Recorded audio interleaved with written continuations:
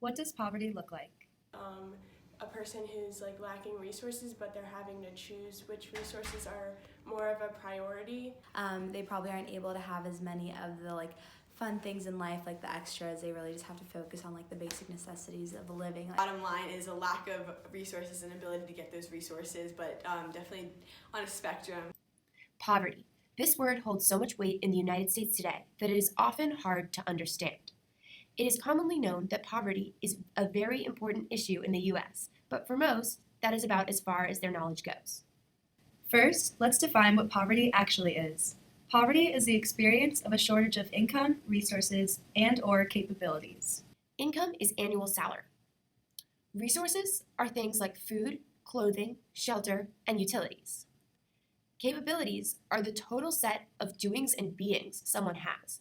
In other words, we can ask ourselves, what are they able to do or be? Amartya Sen gives examples such as the ability to be well nourished and well sheltered, the capability of escaping avoidable morbidity and premature mortality. Experts argue over which poverty measurement is best to actually determine whether someone is impoverished. Robert Rector argues that most people in the United States have misconceptions about poverty. According to Rector, to the average American, the word poverty implies significant material deprivation, an inability to provide a family with adequate nutritious food, reasonable shelter, and clothing. However, government data from 2005 found that the average poor household resides in housing with air conditioning, 2 color televisions with cable, a DVD player, and a VCR. The public's misunderstandings impede us from helping the poor in the most efficient manner because they lead us to the misallocation of government resources and aid. In order to understand poverty, we must understand how it is measured. So, how do we decide that the families Rector describes are living in poverty? Today, we measure poverty using the OPM, the official poverty measure.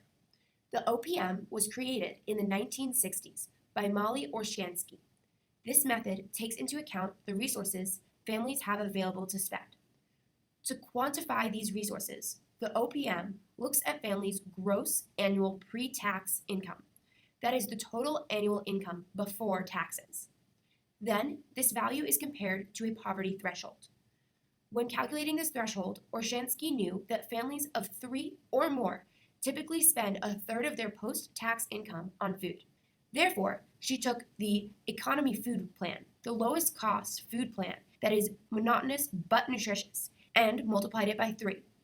The product is the overall poverty threshold for a given family, which accounts for other resources. This threshold is adjusted for family composition. For example, households of 1 must make around $12,000 a year, and households of 2 must make around $17,000 a year. The threshold must increase because a larger household will require more resources. However, this value doesn't double to account for twice as many people because commodities can be shared.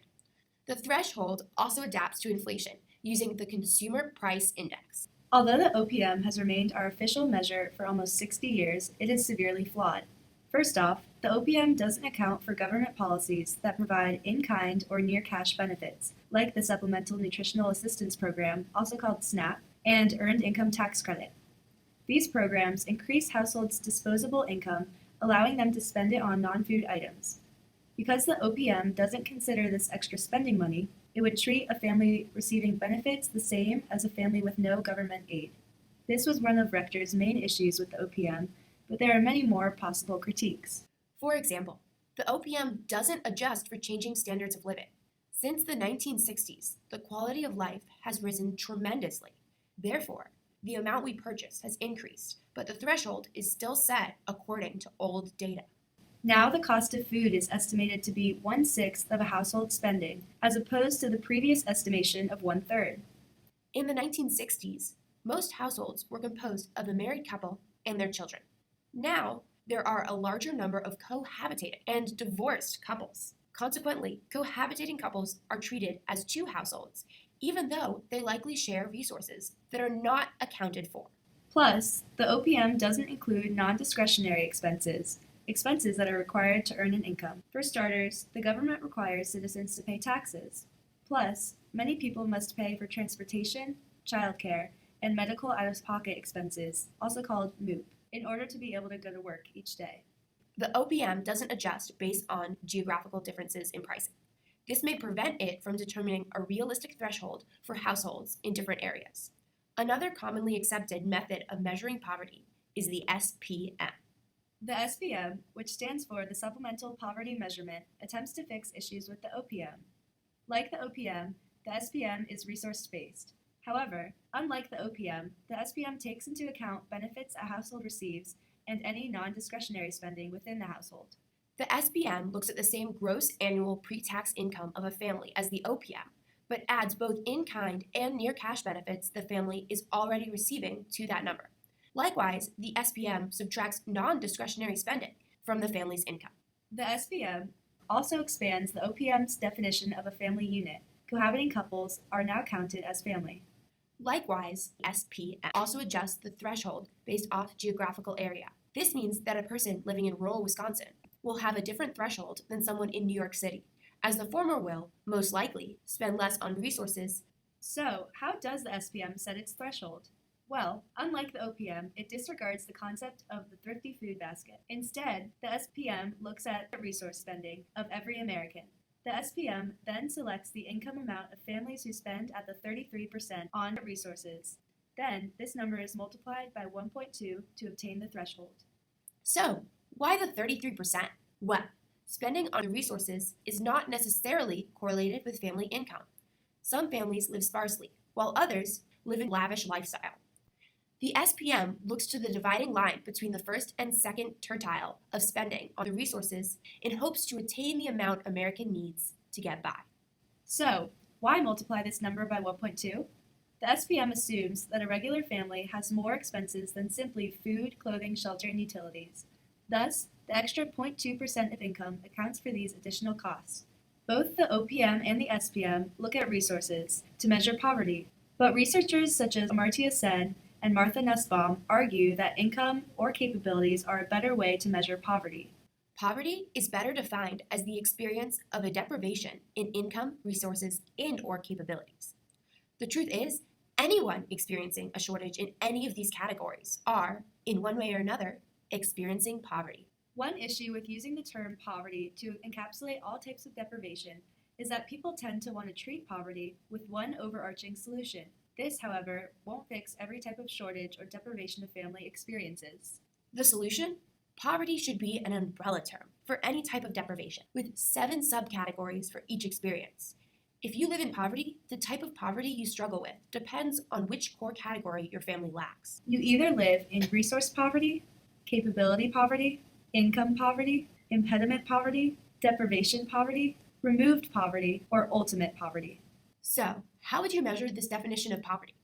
With an improved method that alters the SPM and takes into account a version of poverty that includes capability deprivation. We will use central capabilities to determine the threshold and replace the resource-based approach. Central capabilities, according to Nussbaum, are the capabilities you need to have up to a certain level of sufficiency to be treated with dignity. First off, the threshold will be different for each school district.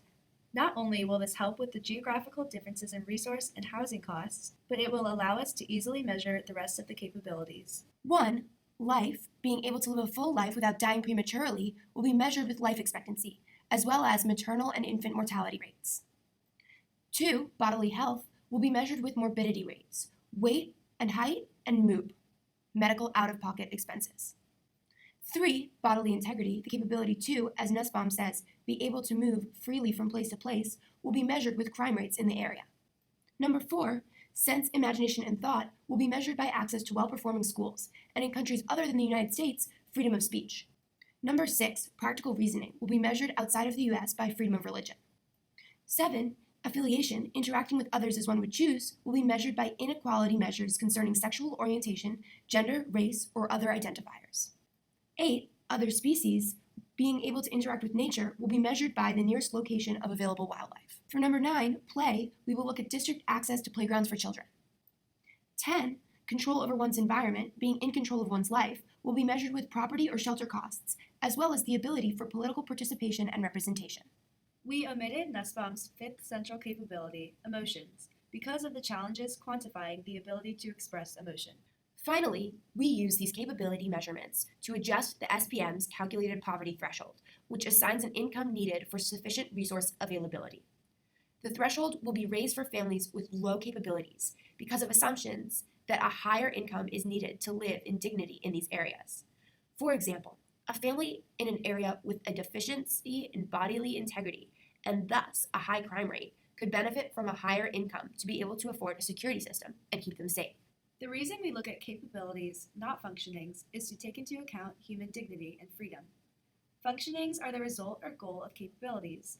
In poverty studies, if we only consider the end goals, we do not properly respect a person's right to control their own life. Although our altered version of the SPM would replace the official poverty measurement, we must keep the OPM to refer back to. The OPM is important because it allows us to see if people are in need of benefits, since it doesn't already include them. Also, by comparing our measurement with the OPM, we are able to determine how effective or ineffective our government programs are. Poverty is the experience of a deprivation in income, resources, and/or capabilities. It should be measured using our altered form of the OPM because it is more accurate without excluding any groups from the definition of poverty. By dividing poverty into different groups, the public can better understand the full range of poverty experienced in the U.S.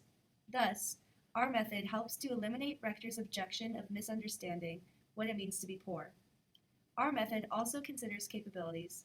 While the OPM would not consider someone with enough income but insufficient capabilities poor, our version would classify them as poor because these capabilities are essential to a dignified life.